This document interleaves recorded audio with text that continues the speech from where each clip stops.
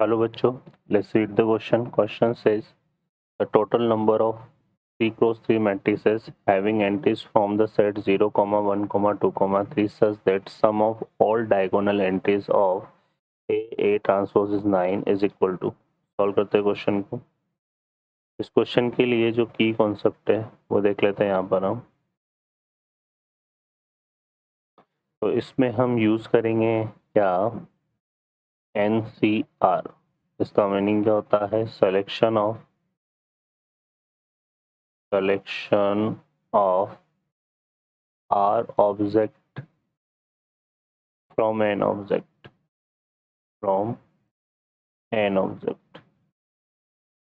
ठीक है।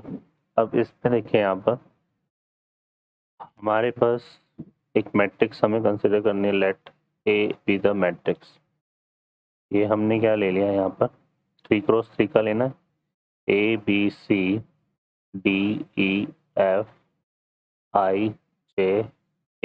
है ना, ये हमने ले लिया, ठीक है, ए मैट्रिक्स। अब इसका ए का अगर हम ट्रांसपोज निकालें तो ये कितना आएगा हमारे पास, ये आ जाएगा ABCIJ ABCDEF आएगा ना, पहले यहाँ पर DEFNIJK, ये इसका ट्रांसपोज आएगा। तो यहाँ से अगर हम ए ट्रांसपोज करेंगे, ठीक है, तो ये आ जाएगा हमारे पास ABCDEFIJ,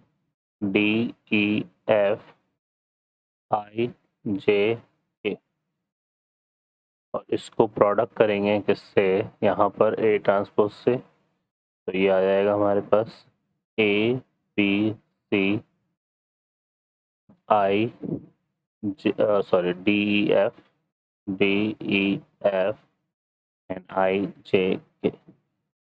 अब इस प्रोडक्ट में हमें क्या निकालना है, सम ऑफ डायगोनल। तो इसके जो प्रोडक्ट में डायगोनल के सम की एंट्रीज बनेगी वो आएगी A square plus B square plus C square, और यहाँ से आएगी D square plus E square plus F square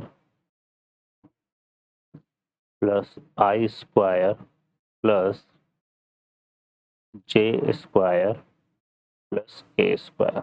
और ये जो सम है ये हमारा किसके इक्वल आ रहा है, 9 के इक्वल, ठीक है। अब हमारे पास जो एंट्रीज है वो क्या है, 0, 1, 2, 3 है, और इन्हीं एंट्रीज से हमें सम क्या बनाना है, 9।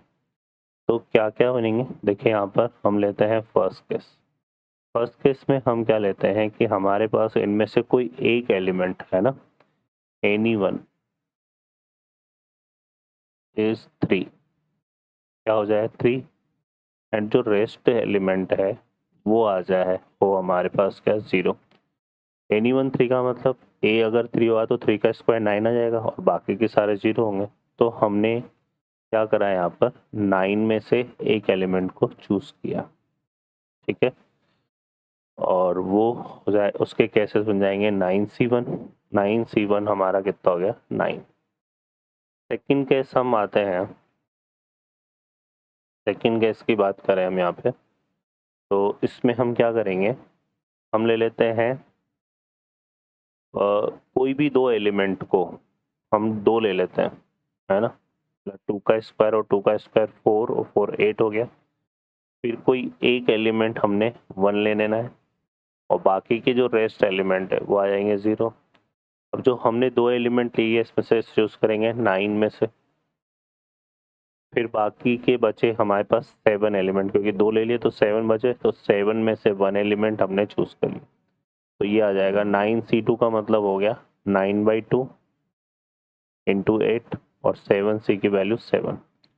तो ये हमारे पास आ जाएगा कितना, यहाँ से इसको सॉल्व करेंगे तो ये आएगा 252, ठीक है, ये कैंसिल हो जाएगा, 28 इंटू 9 करेंगे तो ये आ जाएगा, ठीक है। अब आते हैं थर्ड केस में। थर्ड केस में हम क्या करते हैं, इसमें जो है यहाँ पर हम ये लेते हैं कि कोई एक एलिमेंट को हमने 2 ले लिया, तो 2 का स्क्वायर 4 बन गया। फिर हमें 9 करना है तो 5 और 8 करना पड़ेगा, तो हम जो 5 एलिमेंट है उनको 1 ले लेते हैं, तो सम हो गया 9। अब बचे कितने, जो रेस्ट बचे ना उनको हम 0 ले लेते हैं।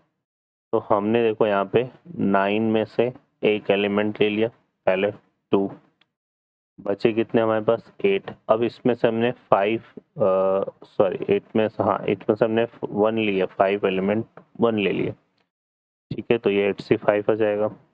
तो ये हमारा कितना हो गया, 9C1 की वैल्यू 9, 8C5 को हम क्या लिख सकते हैं 8C3। तो ये हो जाएगा 9 इंटू 8/3 इंटू 7/2 इंटू 6, और इसको सिंप्लीफाई करेंगे तो ये आएगा 504,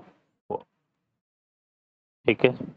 एक केस और यहाँ पे बनेगा, क्योंकि हमारे पास सम 9 है और 9 ही यहाँ पर आप देखोगे, तो ये सब टोटल सम कितना ये आ रहे हैं 9। तो यहाँ पर ईच वन इज 1। अगर हर एलिमेंट को हम 1 ले लें तो ये हमारे पास इस केस में फिर टोटल वेज एक ही बनेंगे, टोटल वेज कितना जाएगा 1। तो यहाँ पर जो इस वाले केस के टोटल वेज है ये, है ना।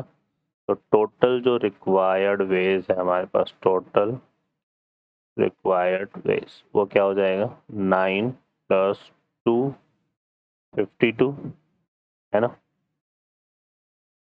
+504 और +1, तो यह आ जाएगा 766।